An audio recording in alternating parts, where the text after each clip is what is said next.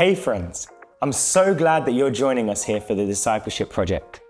Did you know that the average person asks 30 questions a day? Well, if you're like me, you've probably asked all of those questions by lunch. Questions such as, what am I wearing today? Should I go out after school? But then there are the deeper questions, such as, what makes a disciple? What is baptism? And these are just some of the questions that we are going to explore on the Discipleship Project. In Matthew 28, Jesus left his disciples with a few last words before he ascended to heaven. He said, "Go and make disciples of all nations, baptizing them in the name of the Father and of the Son and of the Holy Spirit, teaching them to obey everything I have commanded you."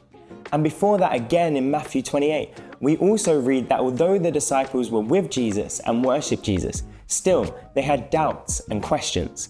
Now, I love that because although they had doubts and questions, Jesus still called them to be his disciples.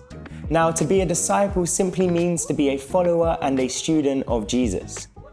These resources aren't here to show you that we've got it all figured out or to answer every question there is, because we simply can't do that. But we hope to simply provide you with the tools to build a foundation for your faith and create a safe place for you to wrestle with those questions on your journey of becoming more like him. Along this journey, we'll be jumping into some of the topics that are foundational to our faith, like the Bible and prayer. On each topic, there'll be one of our young leaders bringing some clarity to what we believe on these topics. And then we'll jump into a discussion with some of our people to bring thoughts, questions, and encouragements.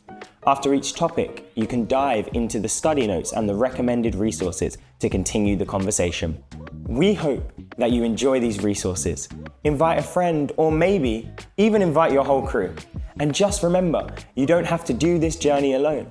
Chat to one of your youth leaders about what you're learning. Well, what are you waiting for? Jump right in, and I'll see you soon.